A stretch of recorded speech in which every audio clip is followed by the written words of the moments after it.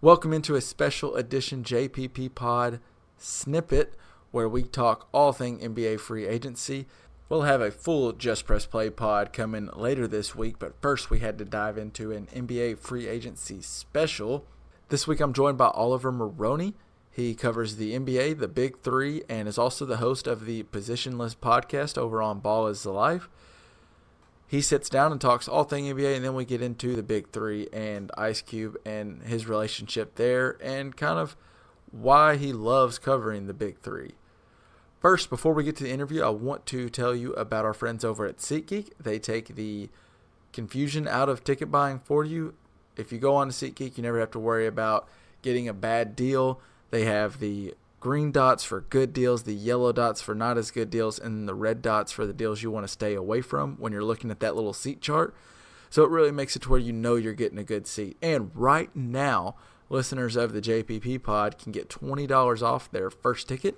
Just put in the promo code ACAA. That's ACAA for Armchair All-Americans. That's one of our partners over on the podcast. So if you're looking for tickets to any kind of event, whether it be the NBA, the Big Three, show, Broadway play, whatever you're looking for, SeatGeek has the tickets for you. And right now you can get $20 off with the promo code ACAA. Again, I want to let you get to the interview now. Thanks again to Oliver for joining us, and here we go. Fire it up.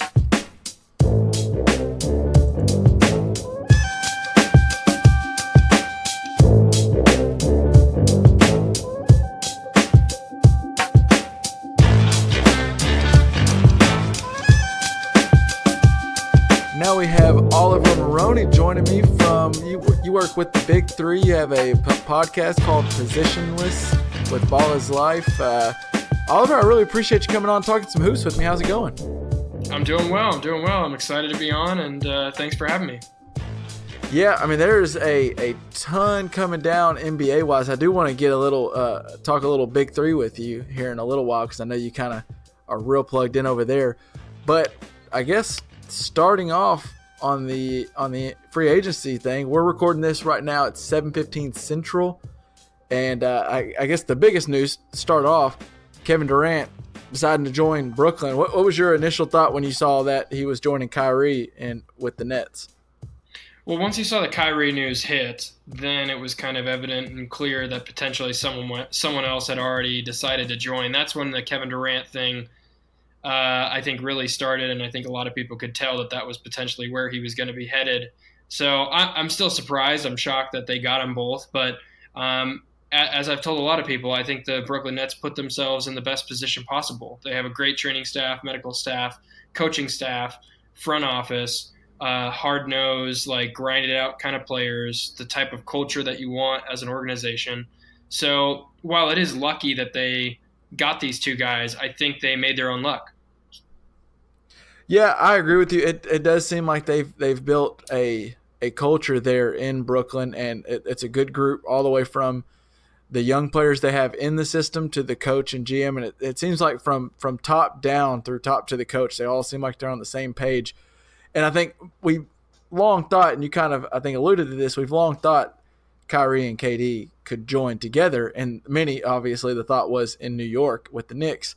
But that's something that the Nets they have that the Knicks didn't, where it's Jim Dolan, it's the Knicks and that crazy front office, and whether everyone's in line. I think at the end of the day, those two chose the certainty of a stable front office and coach over the New York Knicks, which is anything but stable. Do you kind of feel the same way? Yeah, and I think even looking past just the organization, I mean, on top of it, just their treatment of players. I mean, even former players, you're looking at guys like Kristaps Porzingis. What happened there? Why did they just offload him the way they did? What about a guy like Charles Oakley, who they basically kicked out of the Garden and was one of their legends, one of their guys? I think I think a lot of players look at that and they sit there and they say to themselves, why would I want to be a part of that situation when the Nets is just right across the river here, in Brooklyn? And it makes that a lot easier for them. I think getting into an organization that understands what they're supposed to do, how they're supposed to be run, has a structure, and you know that they're going to take care of you is important. And I think players look at that over money, over a lot of other things. And I think there's a lot of different decision-making factors that go into a free agency decision for a specific player. But I think for both Kyrie and Kevin Durant's sake, you're going to an organization that has the right pieces, that didn't necessarily have that marquee quote-unquote name, and they're going there together to potentially do this while also bringing along DeAndre Jordan, one of their friends. So I think all in all, it's a win all around for them. And it seems like that could be the best place for them to be long-term as well. So I like the idea of it, and I think it makes a lot of sense from that respect. And from the Knicks side of things, take care of your players, and this doesn't happen. And I think that's probably more of the storyline that we've seen in the NBA over the past 5, 6, 7, 8 years. Even the Lakers, people look at them, they're distraught. They've got some dysfunction. Obviously the Magic Johnson thing and all the other things that kind of came about with LeBron coming there last season. But when you look at their track record of taking care of guys, making sure that they're taken care of, they do a pretty good job of that. Kentavious Caldwell-Pope, and Kobe I think Bryant, that is etc. Right, and I think that is definitely something you're on a good point with that. And that's where I wonder, and maybe you have a thought on this. It seems like this is the umpteenth year ever since it was whatever it was back when LeBron, in 2008 when LeBron chose to go to Miami, we all thought there was a real chance he might go to New York. And ever since then, every time there's a big free agent, we think the Knicks are a possibility because everyone or someone would go play in the Garden. Someone would want to go revive New York and how much of a legend you would be. Do you think we put too much – is it – that narrative doesn't seem like it holds any water to the current NBA players. I don't think playing in Madison Square Garden is not near as important as we seem to think from the outside. Would you say that's correct? Yeah, definitely. I mean, look, it's an arena. They play there every night, of course, or they play there for their home games. But I think when you're comparing apples to oranges, the thing that really matters is how an organization is going to take care of you, what money you're getting, how long you're going to be there, who you're going with, the players that you'll be around. And then maybe let's just say, look if it was the Nets and the Clippers, let's just say, both organizations have done it the right way. They have great cultures. They have a foundation that you can build off of, all these different things, all the different stepping stones set up, ready for them. So in that respect, then you look at Brooklyn, then you look at LA, and obviously Kevin Durant, New York is kind of his other home. He likes New York. He likes to be there. Kyrie, same thing. So I think that that's the reason that you see that happen.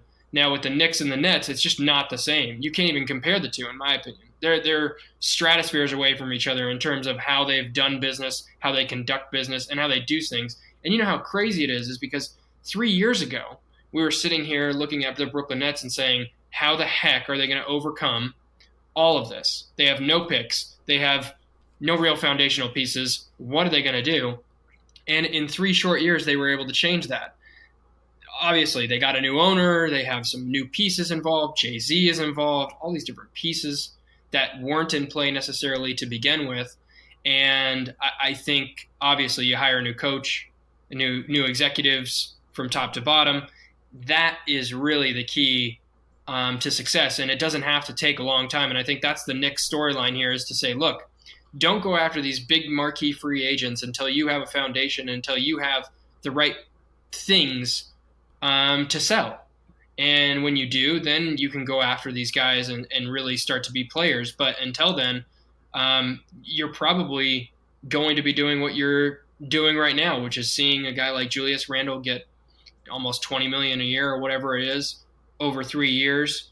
So I think that for the Knicks, they just need to realize that they can't go after these guys until they have shown and have something that's trustworthy, that's honest, that's there, and I think players do look at that.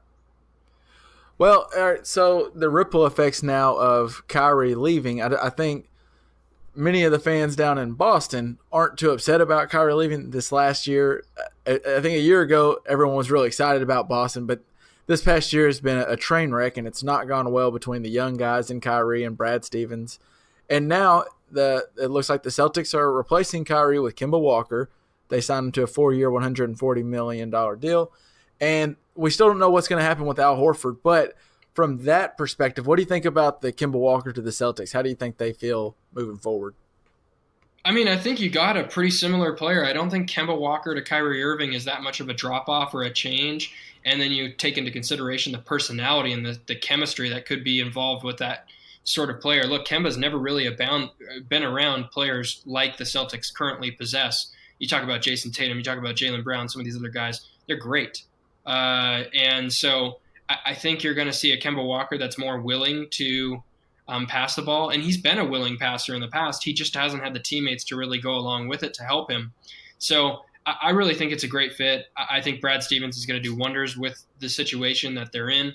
And hopefully they get Al Horford back. You know, that's kind of the rumbling now, is the potential sign and trade possibility with Terry Rozier. And then you look at, obviously, Kyrie Irving and Kemba Walker, that three-way kind of cycle. The potential for a sign and trade for Boston may open up some of that cap space that they didn't necessarily have for Al Horford, to potentially go out and offer him a 4-year deal and see how much money they can throw at him. But, you know, right now as it stands, I think the Celtics are in a pretty good position. I think maybe a week ago we were all thinking, what were they going to do? Who are they going to sign, if they were going to sign anybody? And if not, you know, this team that we once looked at as like should be a perennial finals contender every single year is now going down the drain as kind of maybe a first-round exit in the playoffs year after year, because they're just losing guys and not necessarily gaining the assets that we thought they once had. So it'll be interesting to see, but I like the moves that the Boston Celtics have made so far. You know, that Kemba Walker signing to me is so impressive. A lot to me, I see he almost seems like the combination or the mix between where Isaiah Thomas was at his best and Kyrie at his best, where I think he can just thrive in Brad Stevens' offense, playing off, as you said, much better players than he's played with in his career. I know Tatum and Brown are still young, but they're just way better than I feel like anyone. Maybe I think the best player he's probably ever played with might be Al Jefferson maybe. And now he goes into the system where he can offensively be what Isaiah Thomas was with the Celtics in that year where he was in the MVP race. And I think he's not the limitations quite that Isaiah was. Kemba's no great defender, but he's not going to be just a complete limitation on defense. And then, like you said, the chemistry-wise, obviously something wasn't right between Kyrie and those young guys. And from I don't know, you might know more maybe. I don't even know. You might have talked to him or so, but it seems like from the rumor around the NBA, Kemba just seems like an awesome locker room guy and a great leader, and the complete opposite of what Kyrie Irving is. Would you agree? Does that seem there? Yeah, no, I mean, Kemba Walker is a stand-up guy. I mean, like, obviously what he does around the community, what he does for his hometown, just how he's been able to conduct himself. I mean, I look at him similarly to what I look at Damian Lillard. He's always said the right things. He's always done the right things. He's always acted calm, cool, and collected, even in times where you don't think he should be. And the fact that the Charlotte Hornets weren't willing to give him the dollar figure that you thought they would give him says a lot about that organization and obviously where they're at.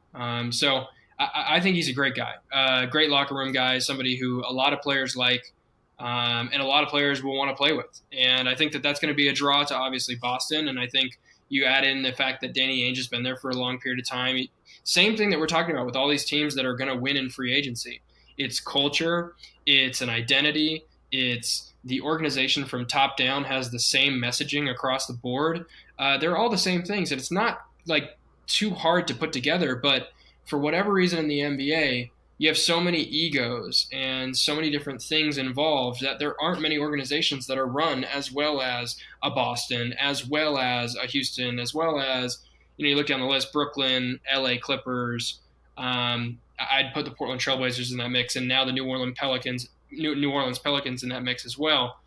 Dallas Mavericks. There's just not that many. There's a handful, and then the rest are kind of left flailing, trying to do what they can with what they have. So I think really it's something that is starting to be a trend around the league, is to make sure that they're investing. Teams are investing in these front offices. But to your point about Kemba's just an amazing guy. Personally, I've only talked to him once, but he's a stand-up guy. Just literally one of the nicest people you'll meet. And like I said, I reckon him to a guy like Damian Lillard, a guy like Steph Curry, well liked in the media, well liked in the community, well liked by everybody that he talks to. Anybody who's around, he'll take pictures with. It's those sort of guys just resonate, no matter who you are, no matter what player you are. The ability to take that time out, the ability to recognize who you are, where you are in those situations is extremely important and vital. And I think Kemba definitely has it. Yeah, and I think that's just exactly what the Celtics team needed. And like we talked about, it's just all the different things through this past season where seemed like there was mixed messages going to the media, and Kyrie said this week and then this week, and now there's these shots where I think it was they talked about Kemba Walker, and he mentioned, I don't know why we don't double team him like other teams do. He does this to us every time. Just almost taking shots at different, whether it's the players or coaches there. And that's something that Kemba Walker that I've ever seen has never done and probably won't do. It's just not in him. He's just a good teammate and good guy, and I don't think you can find a bad thing about him. And just like we talked about taking care of your players, you mentioned this earlier and why maybe the Knicks strike out a lot. What does this say about the Charlotte Hornets? I mean, what do you do? How do you look at your fans and tell them you're trying to do something with this team where if you know you're not going to offer Kemba the max, then you know it's probably likely he's going to walk. Why would you not trade him for at least something? Now you lose Kemba Walker for nothing. I just don't understand what the Hornets are doing, and I don't understand. I mean, MJ, as great as he is as a player, the Hornets seem like they're terribly run, as bad as it probably is in the NBA. What do you think? Yeah, it's bad. This situation and this scenario is not good either. I mean, they just don't really have many options. Obviously, at least they got something back in return for Kemba Walker because they could have been left without anybody. Right, but and Rozier. Terry Rozier, yeah, at least you get somebody back. But at $18 million a season, it's quite a pretty penny to pay for somebody who we haven't really seen be in any sort of starting caliber role for a long period of time. So it'll be interesting to see how he plays. But the problem is the Hornets have been cap strapped for quite some time now with some of these big contracts they've doled out and some of the misses they've made. I mean, you talk about Michael Kidd-Gilchrist, even Nicholas Batum, who we thought maybe somebody I thought that would be worth that money, but maybe not in that system or with that team. He hasn't really necessarily lived up to his full potential, and how could he? With the players they've surrounded him with. Frank Kaminsky, a guy that they drafted just a few short seasons ago, now is an unrestricted free agent. That's crazy. I mean, that shows you kind of where they are as an organization and how far they need to come. Hopefully they can get it turned around. But, yeah, he just hasn't really shown too much signs of competency so far with the Hornets. Yeah, and they did the thing where they blew it up and they tanked to try to get in the Anthony Davis draft. That was kind of what they were going for, and they ended up getting Michael Kidd-Gilchrist. And for whatever reason, he just has not. It didn't work out. It wasn't worth the tanking they did to get Kidd-Gilchrist, and it looks like now it's time to start over. And part of it is just being lucky. And speaking of being lucky, a team that did was the Bucks when they got Giannis Antetokounmpo, and they were probably the most fascinating team to me in this free agency because I wanted to see what they would do, because I think what they did in this offseason was going to have ramifications when Giannis is up to be extended. And they retained Chris Middleton on a 5-year, $178 million deal. It seems like a lot of money, but I think they had to bring back the former All-Star. But they lose Michael Brogdon. And they also keep Brook Lopez, but they lose Malcolm Brogdon to the Indiana Pacers. What do you think? How big of a loss do you think that is? And how do you see the Bucks moving forward next year? Yeah, I mean, I think it's a big loss. I think it's an underrated loss. Somebody, Brogdon just provides so much to that team, and I think he was a valuable player to that team and their playoff run, and not just their playoff run, but overall just the regular season. Having a guard that can defend as well as he can, and the way that he shot the ball last season. Is vital. I mean, you have to have guards in this league that can make shots and also defend, and there's just not many of them that play two ways like of Brogdon. So to lose him, but to still end up with some of these guys, you talk about Brook Lopez, you talk about Chris Middleton coming back, George Hill now coming back, it sounds like as well. So you get those three guys back in the locker room. Hopefully George Hill can can play to his full potential with Milwaukee over the next couple of seasons, and maybe they're back to close to what they were last season. And in hopes that, a team like Toronto maybe loses out on Kawhi Leonard to maybe a Lakers or the Clippers, who are still rumored to potentially get him. So maybe that's their hope. Maybe that's the play all along. And if so, I think Milwaukee's in a prime position to be the leaders out east, at least to begin with here in the start of next season. Yeah, and it seems like the big dominoes still left to fall are obviously Kawhi Leonard, as you mentioned, and then there's Jimmy Butler, and then I would say probably D'Angelo Russell. But where do you see the hierarchy? Tobias Harris decided to stay with the Sixers. Who do you see as, I guess, the favorite? And can you pick a favorite right now in the East or some of the top teams? Like, do the Celtics have a real shot at being maybe the favorite